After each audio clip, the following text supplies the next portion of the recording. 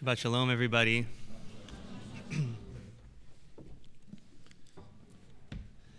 Last week, we read from Yitro, the parsha in which the Israelites received the Ten Commandments.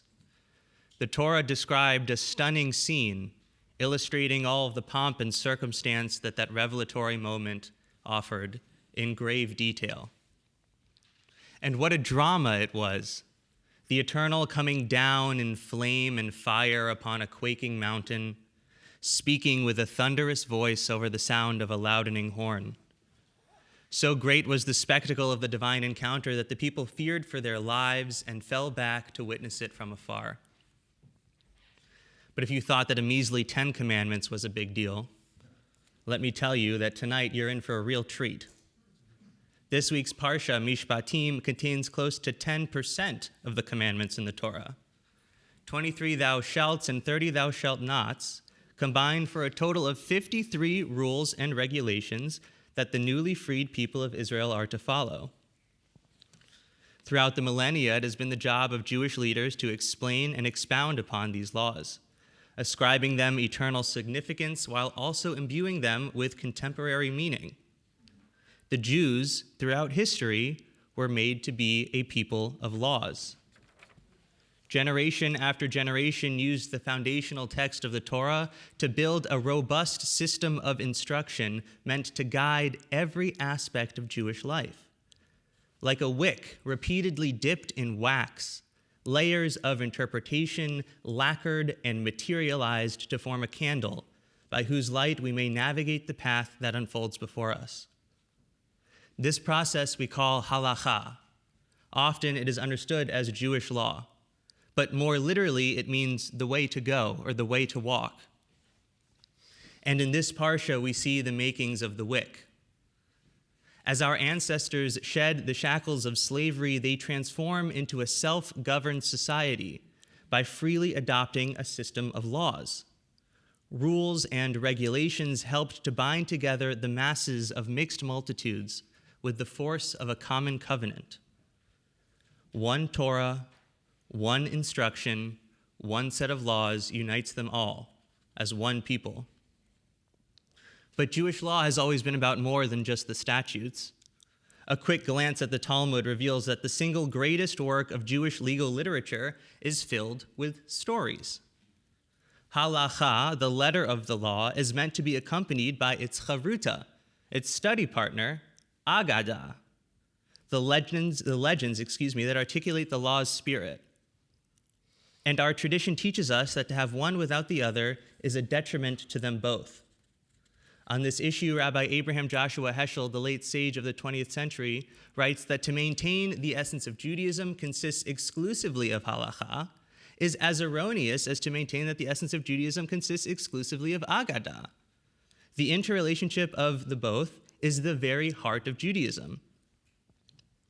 Understood this way, Judaism is a dance between legend and law, between myth and maxim.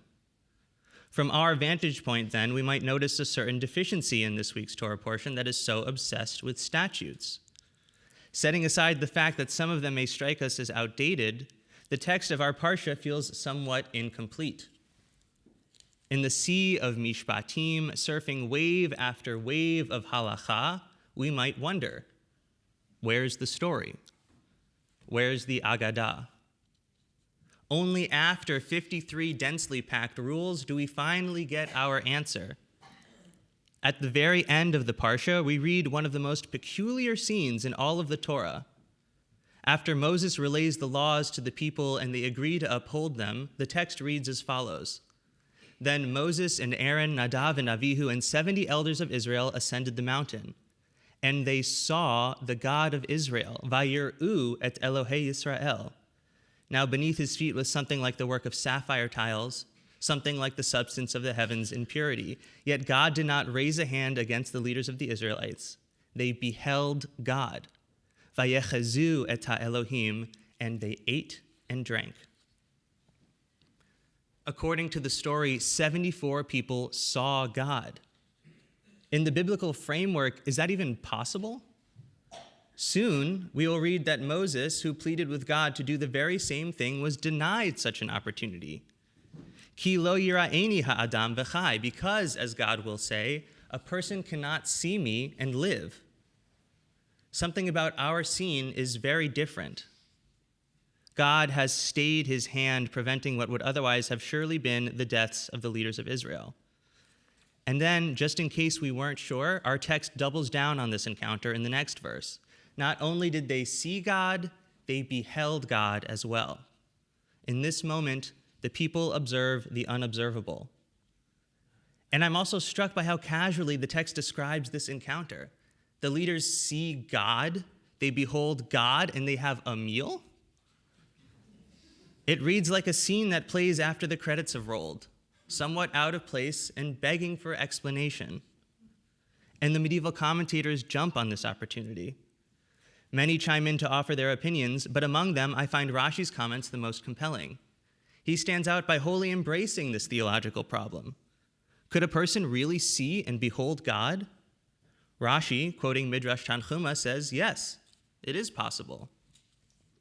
He writes, they gazed at God intimately, as though their association with God were a matter of eating and drinking. But why now? Why are the leaders of Israel afforded such a tremendous privilege? What is it about this moment that allows these people to see God and to live? There is another midrash, a writing of rabbinic imagination from the 3rd century, that may help in giving us this answer. Sifrei Devarim tells us, Dorshei Hagadot Omrim, the expounders of the legends would say, Ritzoncha lehakir et misha amar v'haya ha'olam? Is it your wish to recognize he who has created the world? Lamod Haggadah, learn the legends. Shemitoch kach ata makir et misha amar v'haya ha'olam umidavek bidrachav. From within them you will be able to recognize the Holy One and cleave to his ways. In a beautifully subversive twist, the most intimate interaction between people and the divine in Mishpatim, our parsha of rules, is actually found in its Agadah, its brief and fabulous narrative. And it's no coincidence, the Midrash tells us. It couldn't have been any other way. It's precisely the stark contrast between rules and story in the parsha that paints this picture so vividly. As Jews, I don't believe that we're commanded to encounter God. I'm not sure how that would even work. But I do know that we are commanded to encounter our stories. Our parsha, Mishpatim, outlines the way that we might do that. The halachic endeavor in general outlines the way that we might do that. In broad strokes, it is an attempt at living one's life in full accordance with the values of the generations of the past, an instruction offered at most every turn. We might call this a halachic lifestyle. And though we might not be personally familiar with it, we can understand what it looks like. But it takes two to tango. And Jewish law is about much more than just the statutes. What if, instead of a halachic lifestyle, we were to live an agadic one? Where, in the story of our own lives, was God most present? Where is the presence of the divine most intimately involved? Where do we want it to be? I want to suggest that to live an agadic lifestyle is to reflect on these questions and to make decisions that future generations may look to as exemplary models of virtue. I think there, in a legendary transmission of values, we might come to recognize the presence of the divine in our own lives.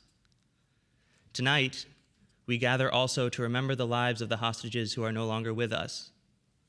As we think about the stories of our lives, we mourn the ending of theirs. May we find comfort in community and solace in our commitment to be keepers of their memory as well. Shabbat Shalom.